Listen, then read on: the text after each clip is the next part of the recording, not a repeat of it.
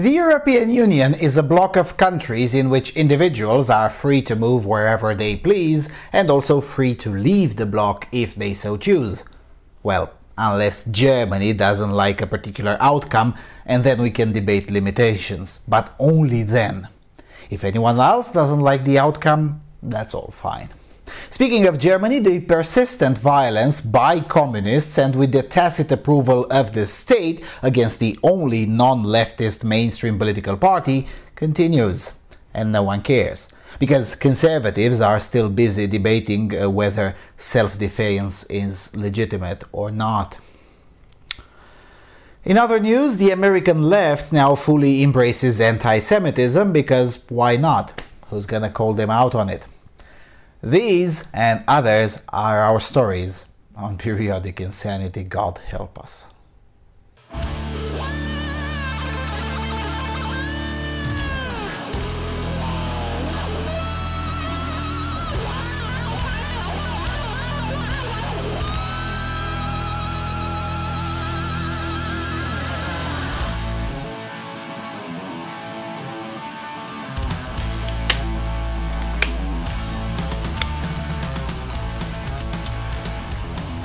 Hello everyone and welcome to the 26th installment of Periodic Insanity. Alright, so we're continuing where we left it off the previous episode. I'm basically recording 3 episodes in a row, or maybe even 4, because then who knows when I'll have the time again to make these kinds of videos. So, the European Union is the extension of Germany by other means. As a result, any disdainful crap that comes out from the mouths of a German minister suddenly becomes news. And that in and of itself is a terrible thing, since Germany has been consistently incapable of producing a political class that is not inherently totalitarian and willing to regulate every aspect of every individual's life. So, coming via Yahoo News, quoting Reuters, EU may need rules to stop doctors emigrating, German minister says. The European Union should consider regulating to stop member states from poaching each other's doctors and other professionals, German Health Minister Jens Spahn said. Spahn, a conservative heavyweight among Chancellor Angela Merkel's Christian Democrats, who recently lost a contest to become the party's leader, described the knock-on effect of countries attracting doctors from neighboring countries, as is the case with Switzerland taking in German physicians. I can understand them. Switzerland is a beautiful country, but what is clear is that there is a shortage of these professionals in Germany, and then Polish doctors come or work in our country, and in turn there is a shortage of them in Poland, he told Swiss tabloid Blick am Sonntag, whatever. That cannot be right. We should therefore think about whether we need to create new regulations on the luring away of people with certain professions within the EU and without fundamentally calling into question the freedom of movement within Europe, he was quoted as saying. Spahn added that there were currently such agreements within the World Health Organization that could serve as a model, but he did not spell out what those were and how they might be applied within the European Union. Asked if Germany might charge Switzerland, which is not a EU member state, for educating German doctors who then went to work there, he said, "No, that is not my plan," end quote. Now, first of all, let us note the utter hypocrisy here. When some countries of the Intermarium complained about losing their talent, they were told to shut the fuck up because the freedom of movement is absolute and that they're getting shekels out of it anyway. Fair enough. But then when the exact same issue finally reaches Germany, then it's suddenly a problem and it needs immediate regulations. Really? How about no? I mean, it's the utter hypocrisy that's truly insane here. You can't rail against Trump for his protectionism, but then want some of it yourself. You can't on one hand impose upon the people of Germany complete and utter open borders inbound, but then turn around and try to impose onerous regulations on open borders outbound. A more extreme version of this was in place during the communist times here in Romania. Almost everyone could come in, but almost nobody was allowed to leave. At least the DDR, or the East Germany, was a bit more consistent. Almost nobody could get in and almost nobody could get out. But the point does stand. Either people are free to vote with their feet against your system, or they're not. Because this is what Bulgaria was told when they complained about losing some, or actually a lot of its skilled workforce through emigration. Oh, if you don't like it, then you can go back to communism and fully sealed borders. Or how about you just get better so people won't choose to leave? And if that is the standard, then how about Germany gets better and its doctors won't leave? But you see, that can't exactly happen, because Switzerland, for all its faults, still has a much lower institutionalized theft rate, otherwise known as taxation, a much lower crime rate, a much friendlier and far more capitalistic economy, and unlike Germany, it still has borders. All of these policies are now absolutely haram in Al-Manya, including for the so-called conservatives of the CDU. Ultimately, this may open in the future a wider discussion. Is the trade-off worth it?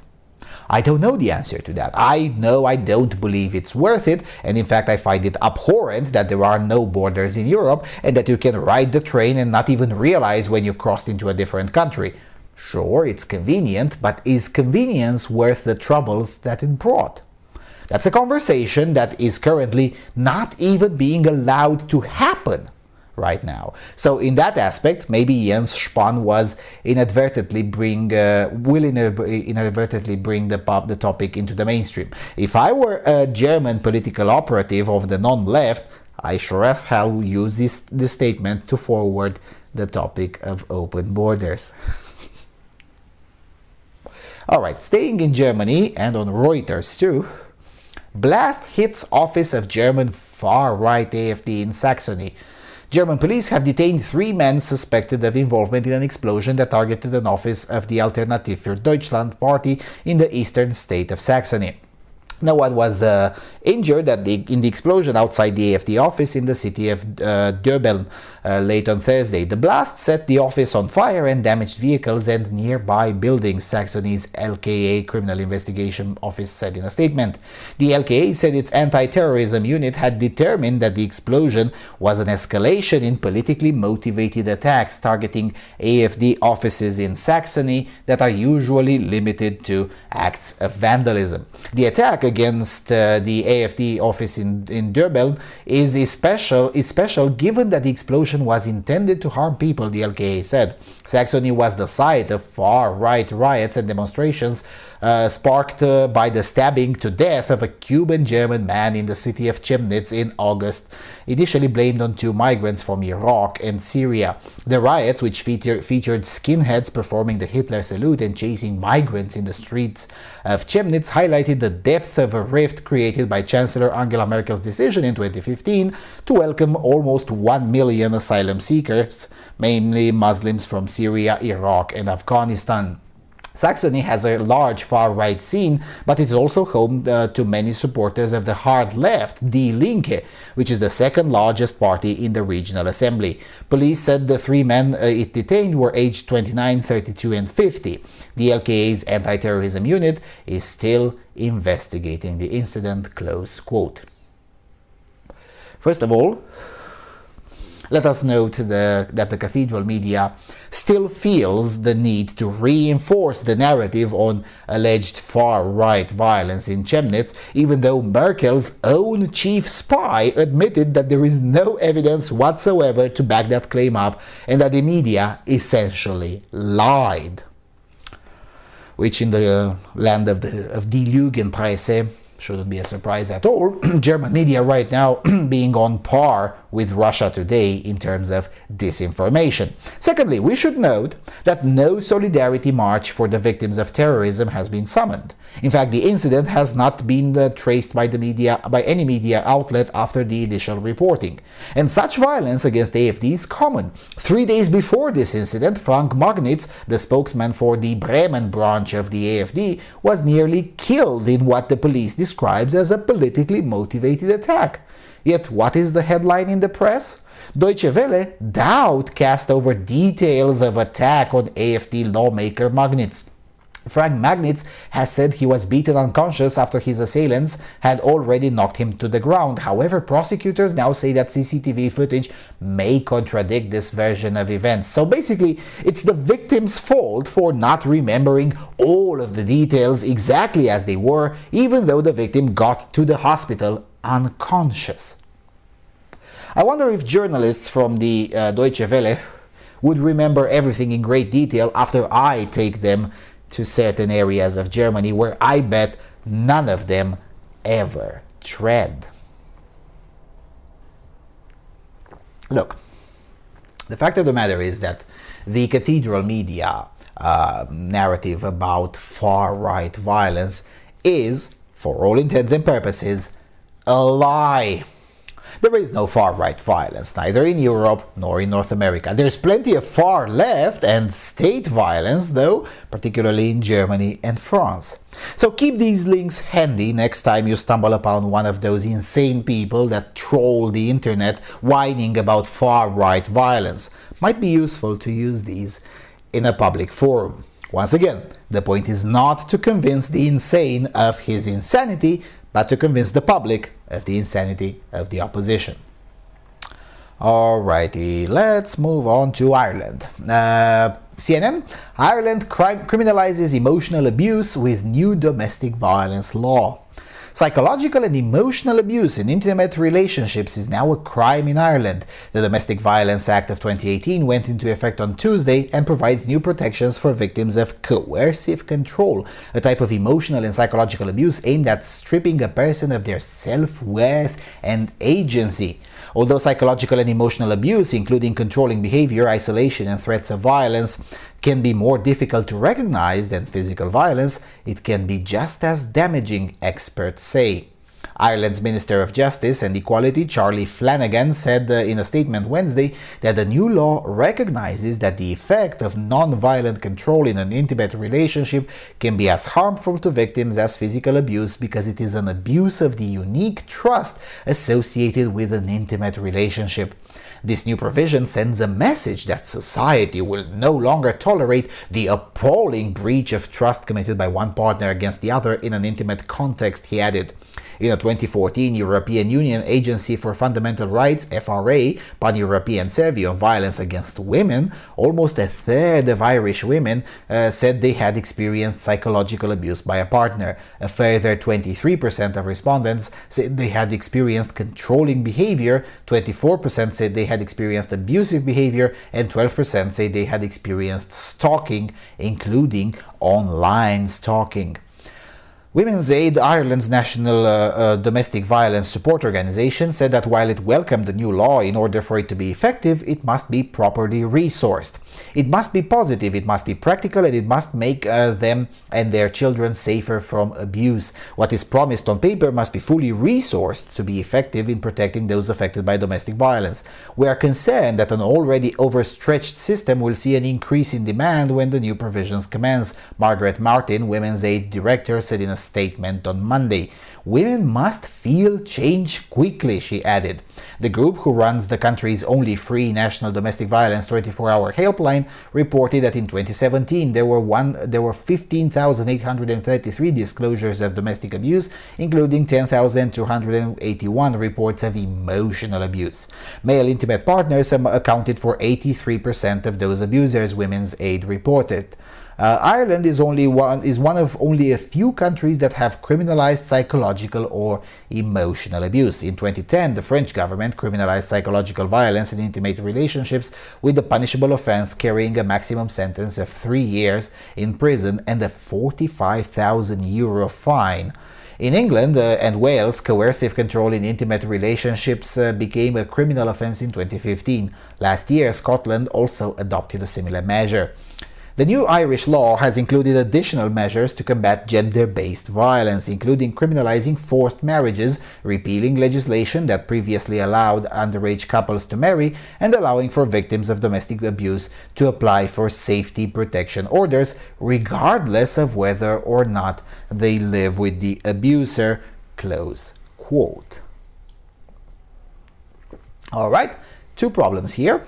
One more obvious than the other. The obvious one is that this law will be used to funnel even more of the taxpayers' shekels into the pockets of far-left misandrist groups, such as Women's Aid, but also others as well. It is an act of insanity per se to believe that this law will help any victims.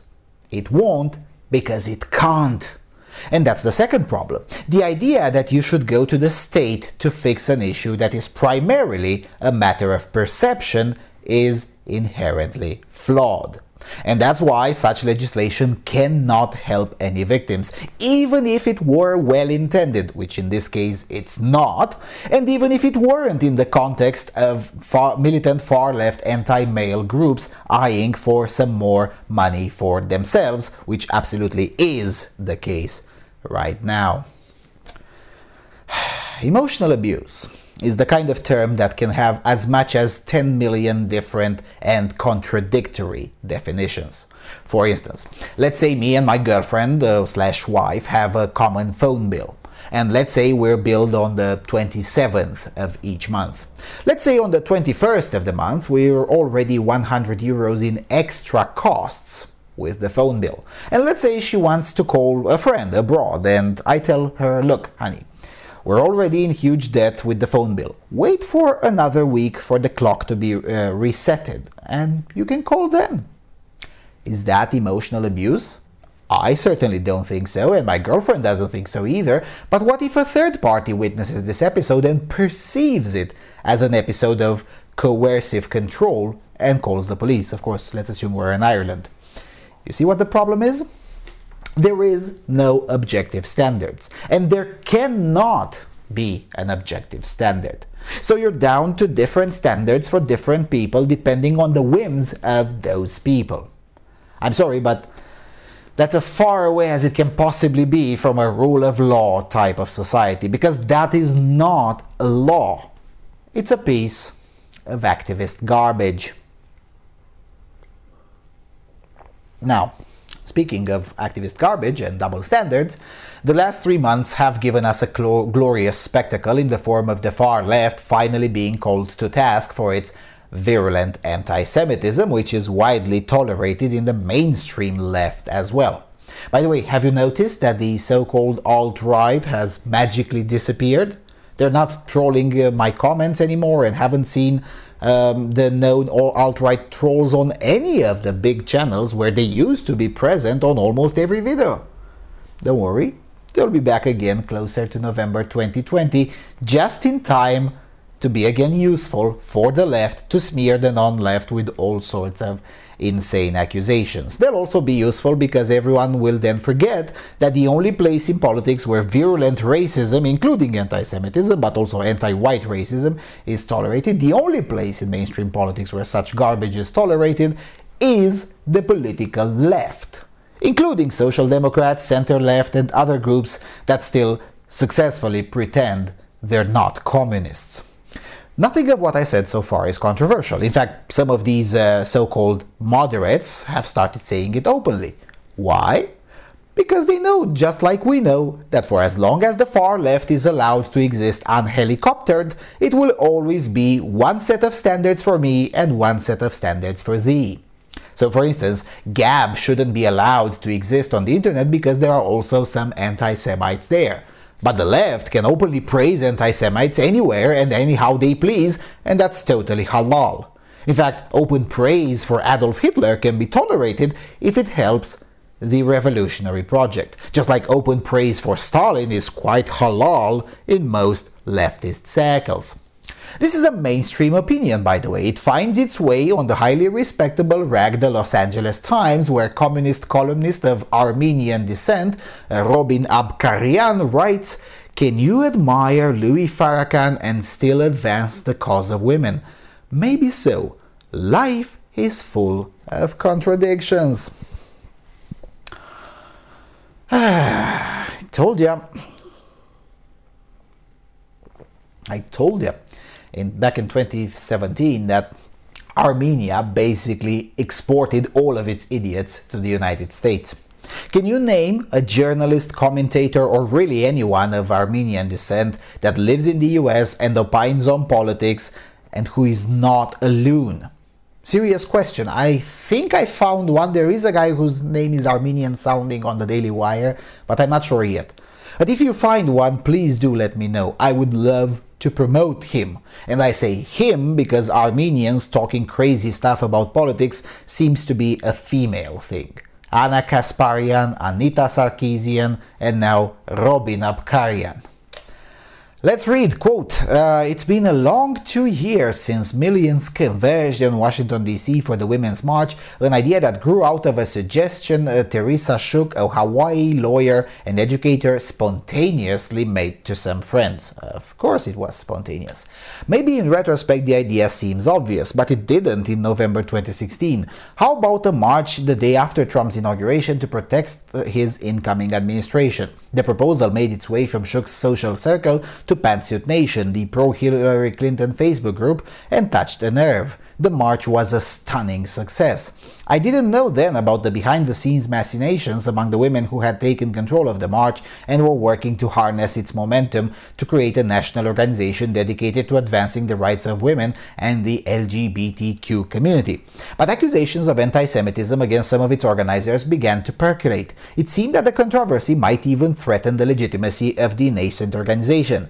The original Women's March national co-chairs are a varied group: white, black, Latina, and Palestinian. By the way, Palestinians, according to the US Federal Census Bureau, Palestinians are white.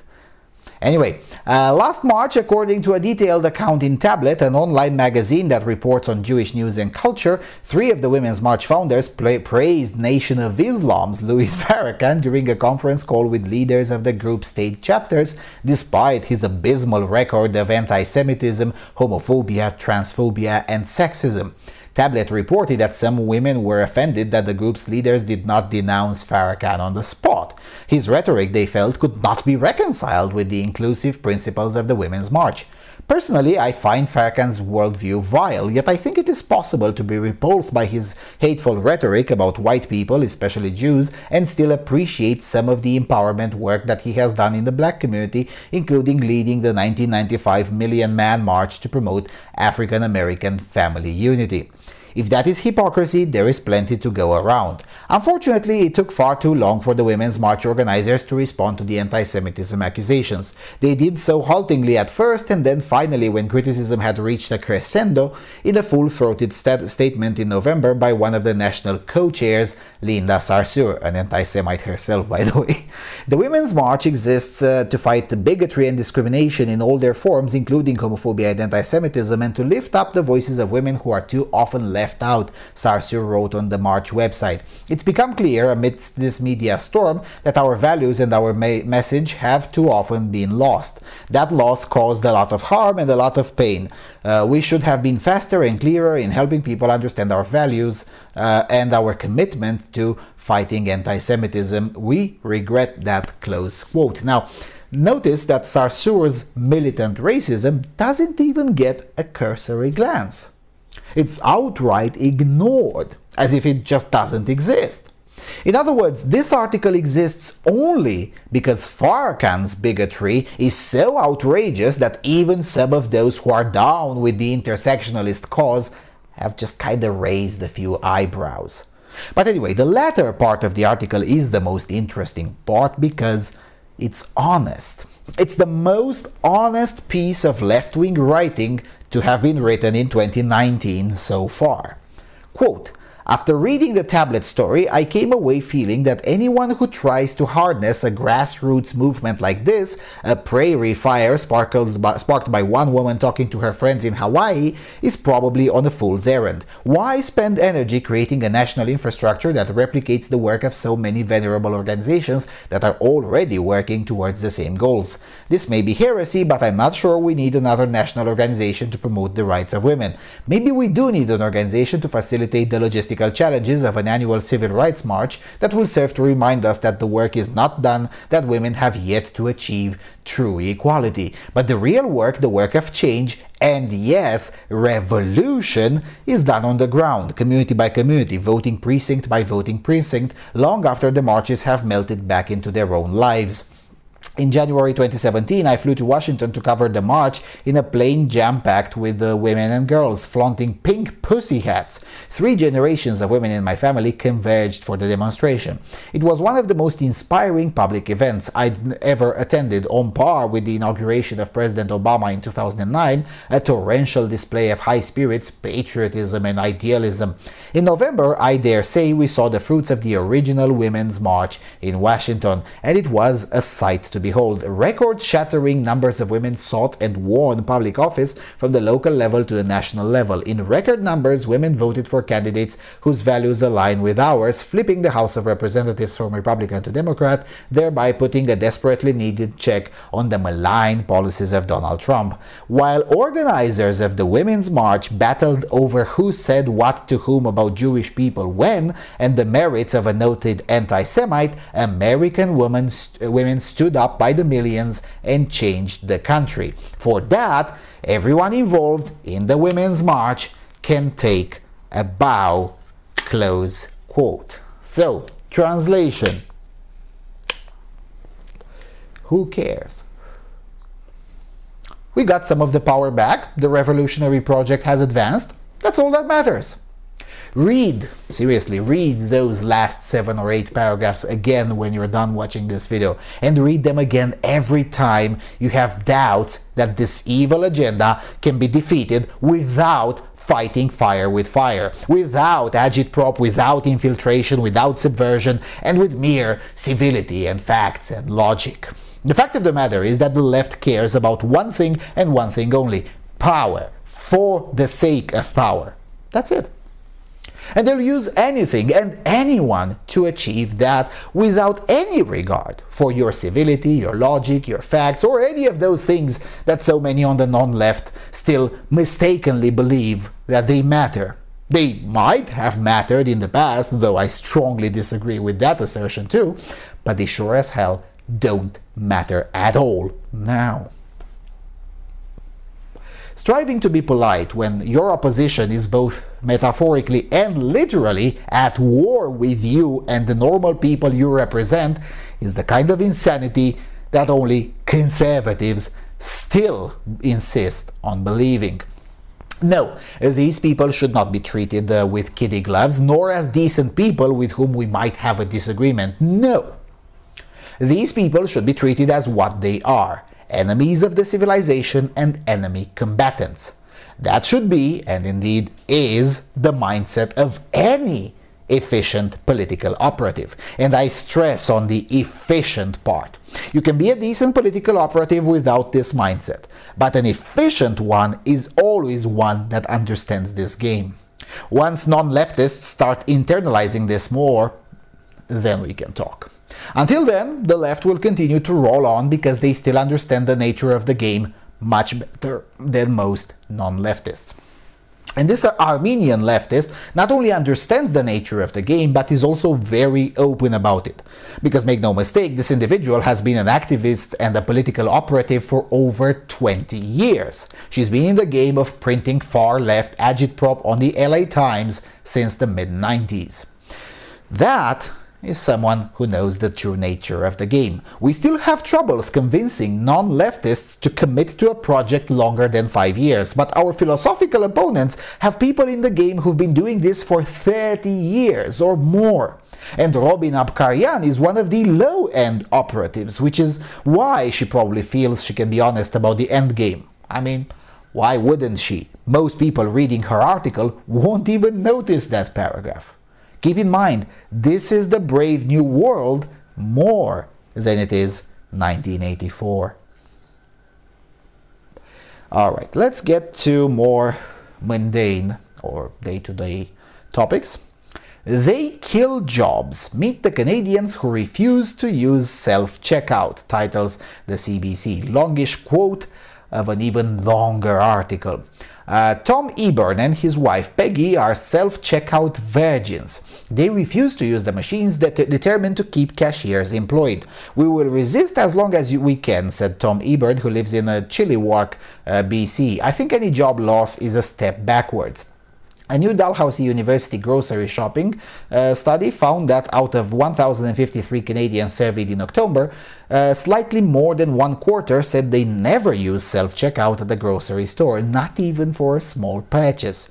Last week, CBC News reported on the survey's findings that more than half of respondents only use the machines occasionally. The poll's margin of error is 3.1 percentage point, 19 times out of 20. The story unleashed a flood of comments. Although the survey didn't investigate shoppers' motivations, many self-checkout abstainers informed CBC News that their main mission is to keep cashiers employed. However, in the age of automation, these people face an uphill battle. Don Morris in Brockville, Ontario, said that he always opts for a cashier and is wary about the growth of self-checkout in stores. "They're trying to basically herd everyone in, get everyone used to the self-checkouts to continuously cut down on staff," he said. "Machines don't pay taxes, they don't pay into the pension plan." The self-checkout resistance has even sparked petitions and memes on Facebook. A widely shared Canadian meme tells shoppers to never use a self-checkout because they kill jobs. But as technology advances, it may get harder to opt for the cashier line. According to the World Economic Forum's 2018 Future of Jobs reports, cashier jobs, along with occupations such as the bank teller and payroll clerk, are expected to become increasingly redundant over the next 4 years. The reason? These routine-based jobs are more susceptible to being replaced by advancing technologies. Retailers are also apt to buy in because technologies that automate jobs cut labor costs. To kind of cling to an old model just because it involves workers is not something that companies and others are set up to do, said Sean Mullin, Executive Director of the Brookfield Institute for Innovation plus Entrepreneurship at Ryerson University in Toronto. Over the past year and a half, grocer Metro and retail giant Loblaw announced they would increase their self-checkout in select stores to help offset minimum wage increases in some provinces. Along with rising labor costs, physical retailers also face stiff competition from online shopping sites. The brick-and-mortar landscape is already riddled with casualties such as the now defunct Sears Canada and Toys R Us in the United States. Many major retailers offer a mix of cashiers and self-checkout machines, but that could shift as some experiment with a cashierless format. Last month, Walmart opened its first Sam's Club, now in Texas, a cashierless store where shoppers can only buy items using an app that scans purchases on their mobile phone. The store still has employees called member hosts who offer in-store assistance. Meanwhile, Amazon is expanding its cashierless concept, Amazon Go.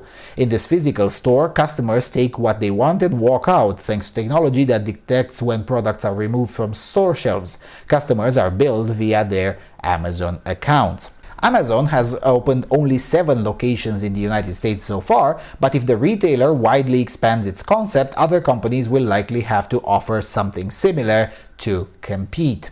It will be hard for companies to not adopt this type of technology, said Mullin, close quote. Oh boy, so much insanity here. I don't even know where to begin with. First, let us note the CBC shilling for big labor, which shouldn't be a surprise, they almost always do that.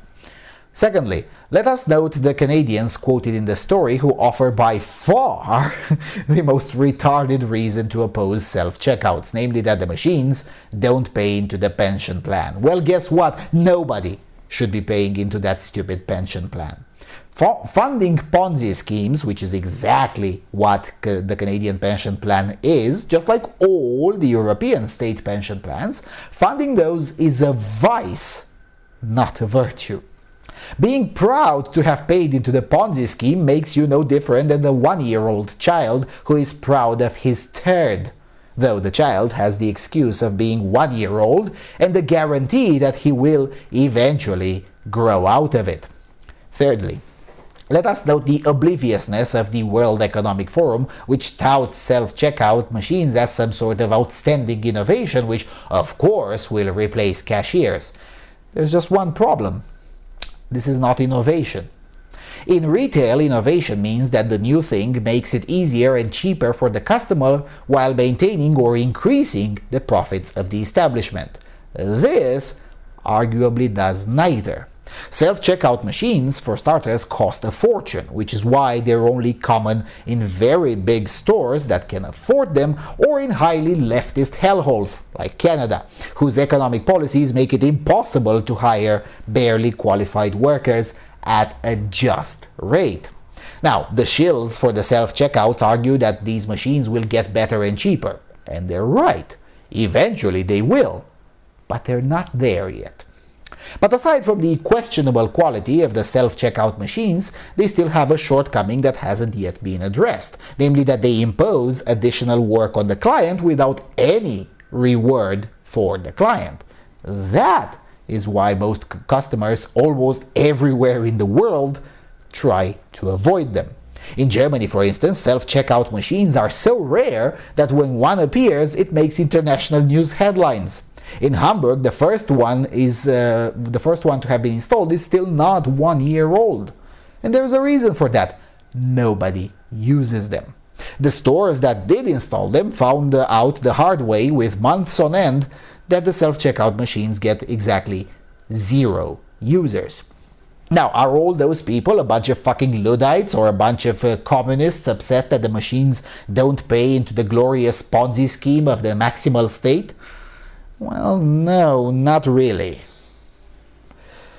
The reality is that self-checkout machines are very far away from being a resounding success globally. In fact, with the exception of certain portions of the British retail industry, the always conformist Swedish population, which can be relied upon to swallow every single bullshit from anyone, if the state says so, and some tiny portions of the French retail industry, and on top of those some big coastal and mostly full of leftist cities in the US, most of everywhere else on the planet, self-checkout machines are mostly a net loss or at best a neutral accessory, neither an appreciated feature nor something deeply resented.